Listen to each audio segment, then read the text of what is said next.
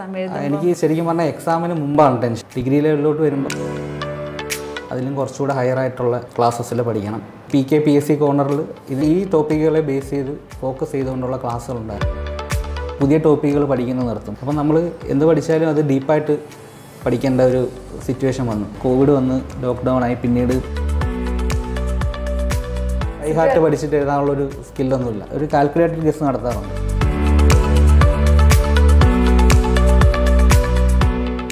പഠിച്ചതിന് ശേഷം ഒരു എക്സാം എഴുതി വെക്കുമ്പോൾ നമുക്കറിയാൻ പറ്റും നമ്മുടെ നെഗറ്റീവ് എന്തൊക്കെയാണെന്നുള്ളത്. ഭയങ്കര പാടാ പഠിക്കാൻ. തീർച്ചയായിട്ടും അമ്മയാണ് എല്ലാ കാര്യത്തിനും. PK-PSC corner, craft your future. Hello everyone, എല്ലാവർക്കും നമസ്കാരം. Welcome to PK-PSC corner YouTube channel. ഇന്ന് നമ്മളോടൊപ്പം സക്സസ് സ്റ്റോറി പങ്കുവയ്ക്കാനുള്ളത് സെക്രട്ടേറിയറ്റ് അസിസ്റ്റന്റ് എക്സാമിൽ 65ാം റാങ്ക് കരസ്ഥമാക്കിയ കൊല്ലം സ്വദേശിയായ ശ്രീജിത്താണ്. Let's welcome Sreejith. അപ്പോൾ ശ്രീജിത്ത്, വീട്ടിൽ ആരൊക്കെയുണ്ട് പറയൂ? വീട്ടിൽ അച്ഛനുണ്ട്. അച്ഛൻ BSNL ആയിരുന്നു ജോലി. ഇപ്പോൾ റിട്ടയർഡായി, വീട്ടിൽ തന്നെ ഉണ്ട്. പിന്നെ ചേച്ചിയുടെ ഹസ്ബൻഡ് പോലീസിലാണ്. ചേച്ചിയുടെ 2 കുട്ടികൾ. ഇത്രയും പേരാണ് വീട്ടിലുള്ള. ഇത്രയും പേരാണ് വീട്ടിലുള്ളത്. അപ്പോൾ പഠിച്ചത് എന്തൊക്കെയാണ് ശ്രീജിത്ത്? ഞാൻ BTech ആയിരുന്നു പഠിച്ചത്. ഇലക്ട്രിക്കൽ ആൻഡ് ഇലക്ട്രോണിക്സ് എഞ്ചിനീയറിങ്ങിന് പെരുമൺ എഞ്ചിനീയറിംഗ് കോളേജിലാണ് പഠിച്ചത്. അപ്പോൾ BTech പഠിച്ച ഒരുപാട് പേര് PSCയിലോട്ട് വരുന്നുണ്ട്. അപ്പോൾ BTechൽ നിന്ന് എങ്ങനെയാണ് ശ്രീജിത്ത് PSCയിലോട്ട് എത്തുന്നത്? ഞാൻ ആദ്യമേ പഠിച്ച കോഴ്സിൻ്റെ തന്നെ കുറച്ച് നാൾ പഠിച്ചായിരുന്നു.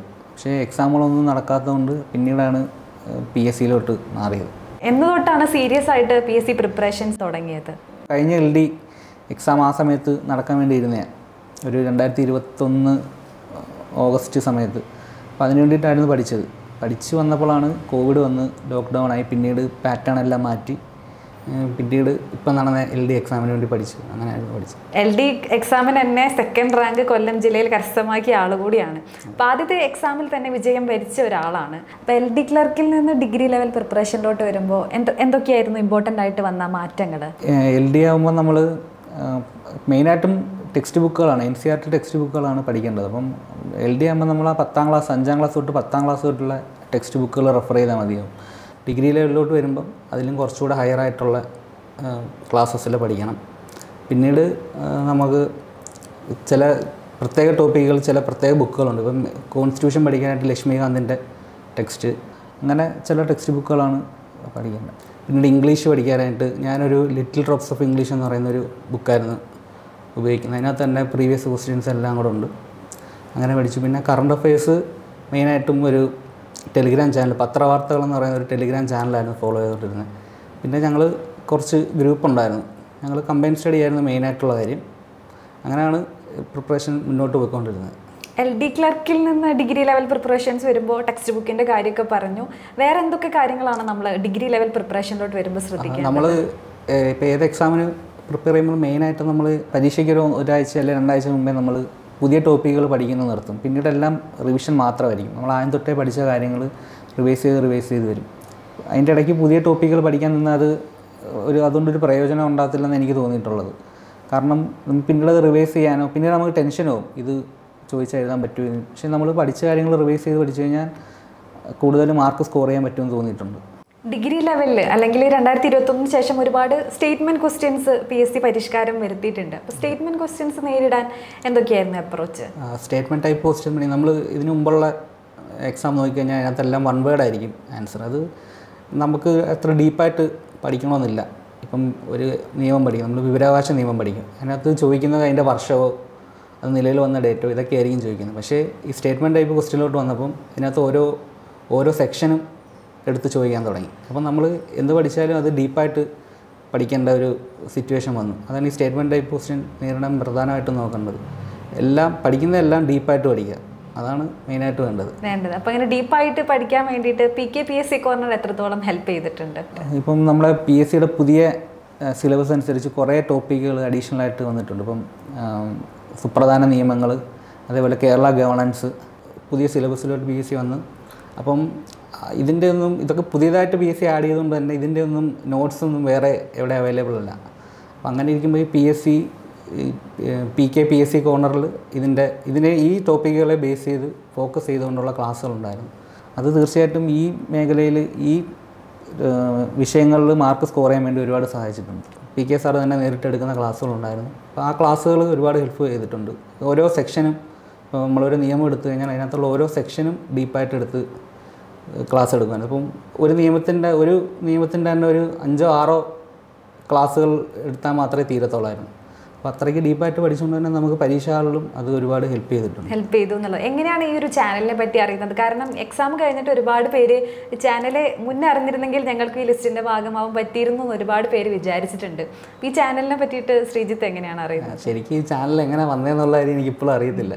ഈ PK സ്റ്റഡി കോർണറിനകത്ത് ഈ PSC സംബന്ധമായ കുറേ അപ്ഡേറ്റുകളൊക്കെ ഉണ്ടായിരുന്നു ഈ റാങ്ക് ലിസ്റ്റിനെ സംബന്ധിച്ച്. അപ്പം അത് ഫോളോ ചെയ്താണ് ശരിക്കും ഈ ഗ്രൂപ്പിലോട്ട് വരുന്നത്. പിന്നീടാണ് അതിനകത്ത് ക്ലാസ്സുകളെ പറ്റിയൊക്കെ കാണാൻ തുടങ്ങിയത്. അങ്ങനെ പിന്നീട് ഒരു വട്ടം ക്ലാസ് കേട്ട് നോക്കിയപ്പോൾ നല്ല ക്ലാസ്സായിരുന്നു ഈ PK സാറിൻ്റെ ക്ലാസ്. അങ്ങനെയാണ് പിന്നീട് സ്ഥിരമായിട്ട് ഫോളോ ചെയ്യാൻ തുടങ്ങിയത്. ഈ PSCയുടെ ഈ പരിഷ്കാരത്തെ എങ്ങനെയാണ് നോക്കിക്കാണുന്നത്? PSCയുടെ പരിഷ്കാരം എന്നെപ്പോലുള്ളവർക്കൊക്കെ ഒരുപാട് ഉപയോഗം ചെയ്തിട്ടുണ്ട്. കാരണം എനിക്ക് ഇങ്ങനെ ഒരു കാര്യം ഓർത്തിരുന്നിട്ട് എഴുതാനുള്ള ബൈഹാർട്ട് പഠിച്ചിട്ട് എഴുതാനുള്ളൊരു സ്കില്ലൊന്നുമില്ല. നമുക്ക് കൂടുതലും കാര്യങ്ങൾ മനസ്സിലാക്കി ചെയ്യാന്നുള്ളത്. അപ്പം അങ്ങനെയുള്ള ആളുകൾക്ക് ഒരുപാട് ഹെൽപ്ഫുൾ ആയിട്ടുള്ളതാണ്. ഇനി എക്സാമിന്റെ അന്ന് ടെൻഷനൊക്കെ ഉണ്ടായിരുന്നോ? എക്സാം എഴുതുമ്പോൾ എനിക്ക് ശരിക്കും പറഞ്ഞാൽ എക്സാമിന് മുമ്പാണ് ടെൻഷൻ. എക്സാം ഹാളിൽ ചെല്ലുമ്പോൾ ടെൻഷനൊന്നും കാണത്തില്ല. അത് നല്ലൊരു കാര്യമാണ്. അപ്പോൾ എക്സാമിന് മുമ്പ് അതിൻ്റെ തലേന്നൊക്കെ നല്ല ടെൻഷൻ കാണും. നെഗറ്റീവ് മാർക്കിംഗ് അവോയ്ഡ് ചെയ്യാൻ വേണ്ടിയിട്ട് എന്തൊക്കെ കാര്യങ്ങളാണ് ശ്രദ്ധിച്ചത്? ഞാൻ പരീക്ഷ ഹാളിൽ എക്സാം എഴുതുമ്പോൾ ശ്രദ്ധിക്കാറുണ്ട്. നെഗറ്റീവ് മാർക്ക് മാക്സിമം കുറയ്ക്കാനായിട്ട് ശ്രമിക്കാറുണ്ട്. എനിക്ക് 100% ഉറപ്പുള്ള ചോദ്യങ്ങൾ മാത്രമേ എഴുതാറുള്ളൂ. പിന്നീട് 90% ഡൗട്ടുള്ള കാര്യങ്ങൾ ഒരു കാൽക്കുലേറ്റഡ് ഗസ് നടത്താറുണ്ട്. ഇപ്പോൾ സെക്രട്ടേറിയറ്റ് അസിസ്റ്റൻറ്റിനാണെങ്കിൽ കട്ട് ഓഫ് വന്നത് 50 താഴെ എന്നതായിരുന്നു. എനിക്ക് 54 മാർക്കാണ് ഉള്ളത്. ഞാൻ നോക്കിയപ്പോൾ ഞാൻ 60 ചോദ്യത്തോളം അറ്റൻഡ് ചെയ്തിട്ടുള്ളൂ. 60 ചോദ്യത്തോളം അറ്റൻഡ് ചെയ്യുമ്പം 1-2 നെഗറ്റീവ് മാർക്കേ ഉണ്ടായിരുന്നുള്ളൂ. മറന്നു പോകാതിരിക്കാൻ വേണ്ടി എന്തെങ്കിലും ടിപ്സോ എന്താ ശ്രീജിത്തിന് എന്തായിരുന്നു മെത്തേഡ്? മറന്നു പോകാതിരിക്കാൻ എനിക്ക് വർഷങ്ങളൊക്കെ ഓർത്തിരിക്കാൻ ഭയങ്കര വർഷങ്ങളും ഡേറ്റുകളും ഞാൻ എപ്പോഴും തെറ്റിക്കും. ഇപ്പം പഠിക്കുന്ന ഒരു കാര്യം 5 മിനിറ്റ് കഴിഞ്ഞ് വെച്ചാൽ ഞാൻ തെറ്റിക്കും. അപ്പം അങ്ങനെയുള്ള വർഷങ്ങളൊക്കെ ഞാൻ കൂടുതൽ എഴുതി പഠിക്കാറുണ്ടായിരുന്നു. എഴുതി വെച്ചിട്ട് പിന്നീട് ഇപ്പോൾ ഇമ്പോർട്ടൻ്റ് ആയിട്ടുള്ള ഞാൻ കൂടുതലും വർഷങ്ങൾ പഠിക്കാൻ ശ്രമിക്കാറില്ല. എന്നാലും ഒഴിവാക്കാൻ പറ്റാത്ത ചില ഡേറ്റുകളുണ്ടല്ലോ, അതൊക്കെ എഴുതി വെക്കും. എഴുതി വെച്ചിട്ട് ഇടയ്ക്കിടയ്ക്ക് എടുത്ത് നോക്കും.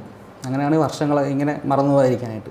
അപ്പോൾ ഈ ഒരു ലക്ക് എന്ന് പറഞ്ഞൊരു ഫാക്ടറെ വിശ്വസിക്കുന്നുണ്ടോ? നമ്മളിപ്പോൾ എത്ര പഠിച്ചാലും അന്നത്തെ ഒരു ദിവസം എത്രത്തോളം ഇമ്പോർട്ടൻ്റ് ആണ്? അത് നമ്മുടെ ഒരു പരീക്ഷയിൽ ഇരിക്കുമ്പോൾ ഒരു മൈൻഡ് അനുസരിച്ചിരിക്കും. ഞാൻ അല്ലാതെ പരീക്ഷയ്ക്ക് എഴുതി നോക്കുന്ന സമയത്ത് ഞാനിങ്ങനെ കാൽക്കുലേറ്റഡ് ഗസ് ചെയ്താലും അതെല്ലാം ചിലതൊക്കെ തെറ്റാറുണ്ട്. പക്ഷേ പരീക്ഷയ്ക്ക് മുന്നേ പ്രാക്ടീസ് ചെയ്യുമ്പോൾ. പക്ഷേ എക്സാം ഹാളിൽ അങ്ങനെ എഴുതുന്നതൊക്കെ എനിക്ക് കറക്റ്റായിട്ട് വരാറുണ്ട്. അത് ഭാഗ്യം കൊണ്ടായിരിക്കും. അപ്പോൾ എന്താ എക്സാം എഴുതി കഴിഞ്ഞിട്ട് ഇത്രയും നല്ലൊരു റാങ്ക് കിട്ടും എന്നുള്ള ഒരു എക്സ്പെക്ടേഷൻ ഉണ്ടായിരുന്നോ? അതെ, എക്സാം എഴുതി കഴിയുമ്പോഴത്തേക്ക് ഇപ്പം നമ്മൾ നന്നായിട്ട് പ്രിപ്പയർ ചെയ്ത് പോകുമ്പോൾ നമുക്കറിയാം എക്സാമിൻ്റെ ലെവൽ അങ്ങനെയാണ്. നമുക്ക് ടഫാണെന്നുണ്ടെങ്കിൽ എല്ലാവർക്കും ടഫ് തന്നെ ആയിരിക്കും. അപ്പോൾ അത് വെച്ചിട്ട് നമ്മുടെ മാർക്ക് നോക്കുമ്പോൾ നമുക്ക് ഏകദേശം അറിയാൻ പറ്റും. പിന്നെ നമ്മുടെ കണക്ക് പഠിക്കുന്ന വേറെ ആളുകൾ കാണുമല്ലോ, അവരുടെ അടുത്ത് എക്സാമിനെ പറ്റി ചോദിക്കുമ്പോൾ അവരുടെ ഒരു അഭിപ്രായം കാണും. അതൊക്കെ വെച്ചിട്ട് നമുക്ക് പരീക്ഷ കഴിയുമ്പോഴത്തേക്ക് ഏകദേശം അറിയാൻ പറ്റും. ഞാൻ അങ്ങനെ വിചാരിച്ചിട്ടുള്ളതിനകത്തൊക്കെ വന്നിട്ടുണ്ട്. സോ ഈ ഒരു പ്രിപ്പറേഷനിൽ മിസ്റ്റേക്സ് എന്തെങ്കിലുമൊക്കെ വരുത്തിയിട്ടുണ്ടോ? ഉണ്ടെങ്കിൽ എന്തായിരുന്നു മിസ്റ്റേക്സ്? നമുക്ക് ഒരു എക്സാം നമ്മൾ പഠിച്ചതിന് ശേഷം ഒരു എക്സാം എഴുതി വെക്കുമ്പോൾ നമുക്ക് അറിയാൻ പറ്റും നമ്മുടെ നെഗറ്റീവ് എന്തൊക്കെയാണെന്നുള്ളത്. അപ്പോൾ എന്നെ സംബന്ധിച്ച് ഈ ചില സബ്ജക്റ്റുകളൊക്കെ ഞാൻ പെട്ടെന്ന് പഠിച്ചെടുക്കും.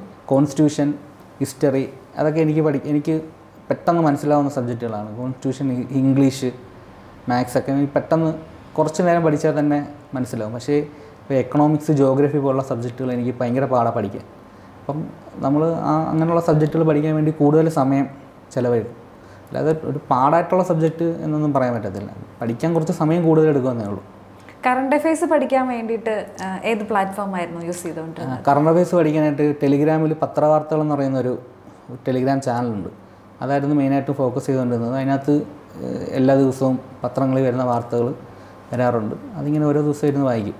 പിന്നീട് ഈ റാങ്ക് ഫയലിൽ കൂടുതൽ വിശ്വസിച്ച് പഠിക്കരുത്. കാരണം പല റാങ്ക് ഫയലിലും മിസ്റ്റേക്കുകൾ വരാറുണ്ട്. നമ്മൾ കൂടുതലായിട്ടും ഈ കുറച്ചുകൂടെ ഒതൻറ്റിക് ആയിട്ടുള്ള ടെക്സ്റ്റ് ബുക്കുകളൊക്കെ അവൈലബിൾ ആണ്. അതൊക്കെ വെച്ച് പഠിക്കുന്നതായിരിക്കും കൂടുതലും നല്ലത്. മാത്സ് പഠിക്കുമ്പോൾ എങ്ങനെയായിരുന്നു? മാത്സ് ഈസി ആയിട്ടുള്ള ഒരു സബ്ജക്റ്റ് ആയിരുന്നു? മാത്സ് ഈസി ആയിട്ടുള്ള സബ്ജക്റ്റാണ് എനിക്ക് പൊതുവേ മാത്സ് എല്ലാം പെട്ടെന്ന് ചെയ്യാറുണ്ട്. പക്ഷേ നമ്മൾ ഒരു ഡിഗ്രി ലെവൽ എക്സാമിന് വേണ്ടിയിട്ട് പ്രിപ്പയർ ചെയ്യുമ്പോൾ കുറച്ചുകൂടെ സ്പീഡ് വേണം മാത്സ് ചെയ്യാനായിട്ട്. കാരണം നമുക്കിപ്പോൾ 100 ചോദ്യം ഉണ്ടെങ്കിൽ 10 മാത്സ് ആയിരിക്കും. അപ്പോൾ ഈ മാത്സിൻ്റെ ചോദ്യം നമുക്ക് പെട്ടെന്ന് ചെയ്യാൻ പറ്റുന്ന, സമയം അഡ്ജസ്റ്റ് ചെയ്യാൻ പറ്റുന്ന ഒരു മേഖലയാണ് ഈ മാത്സ് എന്ന് പറയുന്നത്. കാരണം നമ്മൾ എത്രമാത്രം പ്രാക്ടീസ് ചെയ്യുന്നു അത്രയും സ്പീഡ് വന്നു കഴിഞ്ഞാൽ അത്രയും കുറച്ച് സമയം കൊണ്ട് മാത്സ് ചെയ്ത് തീർക്കാൻ പറ്റും. അപ്പോൾ അത്രയും കൂടെ സമയം നമുക്ക് ഈ സ്റ്റേറ്റ്മെൻറ്റ് ടൈപ്പ് ക്വസ്റ്റ്യനകത്തോട്ട് ചിലവഴിക്കാൻ പറ്റും. അപ്പോൾ അതിനായിട്ട് മാത്സ് കൂടുതലായിട്ടും പ്രാക്ടീസ് ചെയ്യുക. അതിനകത്ത് പഴയ ക്വസ്റ്റ്യൻ പേപ്പറുകൾ എടുത്ത് വർക്കൗട്ട് ചെയ്ത് ഓരോ വട്ടം ചെയ്യുമ്പോൾ നമ്മുടെ ടൈം കുറച്ച് ചെയ്തുകൊണ്ട് വരിക എന്നുള്ളതാണ് മാത്സ് പഠിക്കാനുള്ള ഏറ്റവും ഇമ്പോർട്ടൻ്റ് ആയിട്ടുള്ള കാര്യം. ശ്രീജിത്തിനെ സംബന്ധിച്ചിടത്തോളം ഏറ്റവും ടഫായിട്ടുള്ള ഒരു സബ്ജക്റ്റ് ഏത് സബ്ജക്റ്റ് ആയിരിക്കും പറയാം? ടഫായിട്ടുള്ള സബ്ജക്റ്റ് അങ്ങനെ ഒരു ടഫായിട്ടുള്ള സബ്ജക്റ്റ് എന്ന് പറയാൻ പറ്റത്തില്ല. പക്ഷേ പല സബ്ജക്റ്റുകളും നമ്മൾ വിചാരിക്കുന്ന കണക്കല്ല. ഇപ്പം ഉദാഹരണത്തിന് മലയാളം നമ്മൾ പഠിക്കുമ്പോൾ നമുക്ക് വളരെ എളുപ്പമായിട്ട് തോന്നും. പക്ഷേ പരീക്ഷകളിൽ ഏറ്റവും കൂടുതൽ തെറ്റിക്കുന്ന മലയാളമായിരിക്കും. കാരണം മലയാളത്തിൽ പല വാക്കുകളും പല പ്രയോഗങ്ങളും നമുക്കിപ്പോഴും അറിയത്തില്ല. കൂടുതലും പേരും എനിക്ക് തോന്നുന്നത് മലയാളമായിരിക്കും കൂടുതലും തെറ്റിക്കാൻ സാധ്യതയുള്ളതെന്ന് തോന്നുന്നു. PSCയുടെ മലയാളം എന്ന് പറയുമ്പോൾ ഗ്രാമർ പോർഷനും പദശുദ്ധിയൊക്കെ വരുമ്പോൾ കുറച്ചുകൂടെ ടഫാണ് ബാക്കിയുള്ള. അതെ, ഇപ്പം മലയാളത്തിൽ ഇപ്പോൾ പര്യായ പദങ്ങളൊക്കെ ചോദിക്കും. നമ്മൾ കേട്ടിട്ടില്ലാത്ത വാക്കുകളായിരിക്കും ചോദിക്കുന്നത്. ഇപ്പം ഇംഗ്ലീഷിലാണെങ്കിൽ നമ്മളിത് പഠിക്കും. ഇംഗ്ലീഷ് നമുക്ക് വേറൊരു ഭാഷയായതുകൊണ്ട് നമ്മൾ അതിൻ്റെ വൊക്കാബുലറിക്ക് ഇരുന്ന് പഠിക്കും. പക്ഷേ മലയാളത്തിന് നമ്മളങ്ങനെ ഞാനങ്ങനെ കൂടുതലായിട്ടും വൊക്കാബുലറി നോക്കിയിട്ടില്ല. അതുകൊണ്ട് തന്നെ എനിക്ക് മലയാളം കുറച്ച് തെറ്റാനുള്ള സാധ്യത കൂടുതലായിട്ടുള്ളൊരു സബ്ജക്റ്റായിട്ട് തോന്നാറുണ്ട്. കമ്പൈൻ സ്റ്റഡി ഒരുപാട് ഹെൽപ്പ് ചെയ്തിട്ടുണ്ടെന്നാണ്. തീർച്ചയായിട്ടും കമ്പൈൻ സ്റ്റഡിയാണ് മെയിനായിട്ടും.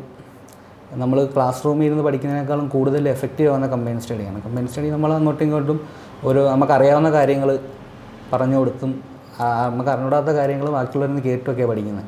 അപ്പോൾ നമ്മൾ റാങ്ക് ഫയൽ എടുത്ത് പഠിച്ചു കഴിഞ്ഞാൽ ആ റാങ്ക് ഫയലിനകത്തുള്ള കാര്യങ്ങൾ മാത്രമായിരിക്കും നമ്മൾ വായിക്കുന്നത്. പക്ഷേ കമ്പൈൻ സ്റ്റഡി ആകുമ്പോൾ അവർക്കറിയാവുന്ന കാര്യങ്ങളൂടെ നമുക്ക് മനസ്സിലാക്കി തരും. ഞങ്ങൾ കുറച്ച് കൂട്ടുകാർ കമ്പൈൻ സ്റ്റഡി ആയിരുന്നു. ഞങ്ങൾ കമ്പൈൻ സ്റ്റഡി ഉണ്ടായിരുന്ന എല്ലാവരും ഇപ്പോൾ ഓരോ ജോലിയിൽ കയറിയിട്ടുണ്ട്.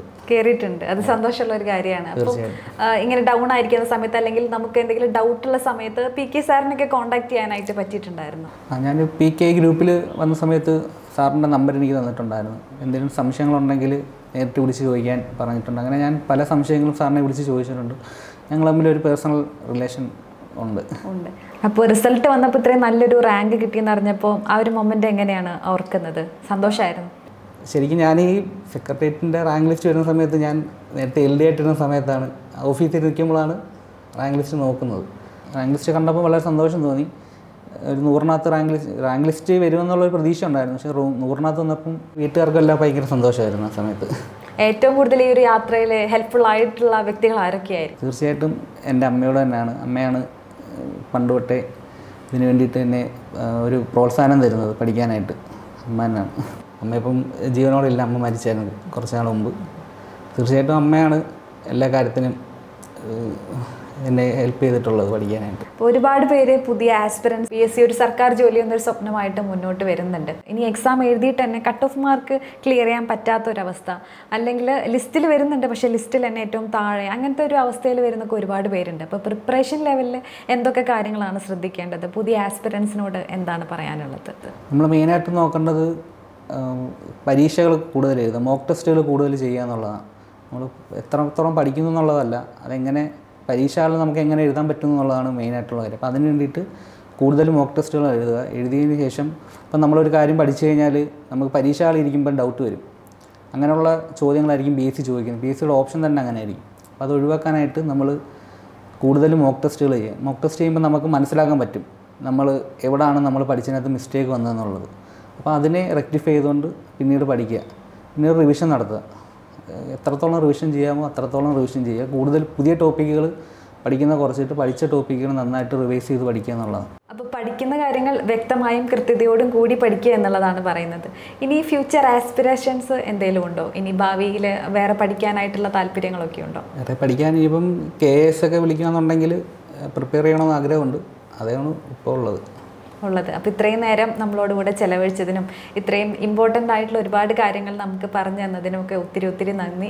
ഭാവിയിലേക്കുള്ള എല്ലാ ആശംസകളും നേരുന്നു. Thank you so much. ഇന്ന് നമ്മൾ കണ്ടത് സെക്രട്ടേറിയറ്റ് അസിസ്റ്റന്റ് എക്സാമിൽ 65 റാങ്ക് കരസ്ഥമാക്കിയ ശ്രീജിത്തിന്റെ സക്സസ് സ്റ്റോറിയാണ്. Success is not a luck, it's a choice.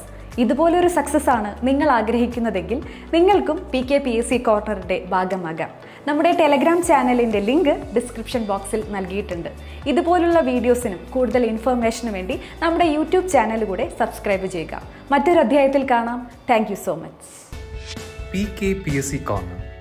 Craft your future.